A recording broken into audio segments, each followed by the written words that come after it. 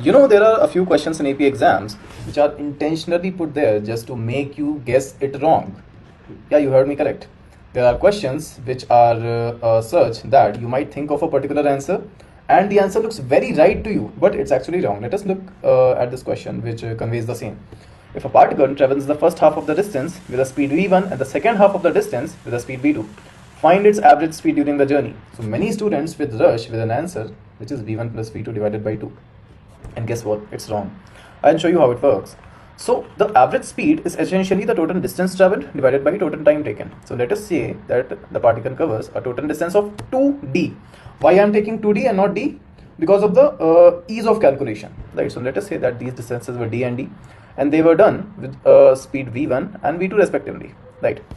So we need to find here the time taken, and time will be, since time is distance upon speed, time will be d by v1 in this case, so let us call it t1, and in this case the time will be d by v2.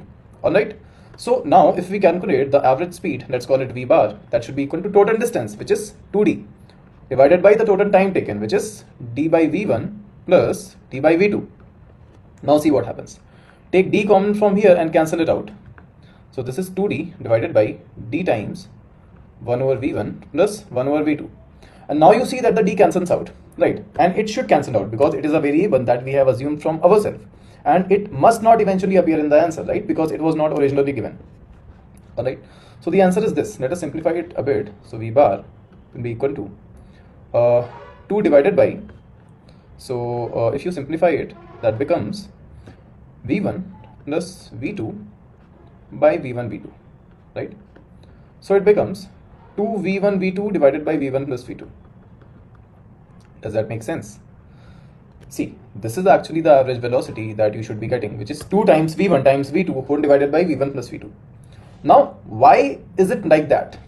You can actually check it out using numbers. The thing is that this question looks like we have to do v1 plus v2 by 2. But if you look at the actual process, the answer that we end up getting is totally different, right? So remember this one thing, that do not answer out of instinct. There might be situations where you feel like this particular answer is correct, right? So do not go with that feel. Go with the process. You'll eventually end up getting the correct answer. Alright, I hope that makes sense. So the purpose of this video was to make you see that you must rely on the process and not on the instinct, not on what you are feeling like is correct. Because there will be options in the question which will look like they are correct, but actually they'll be wrong. I hope that makes sense. So if you found this helpful, you can follow our channel for more such questions like that and more such updates on AP and IBDP syllabus and exams. Thank you.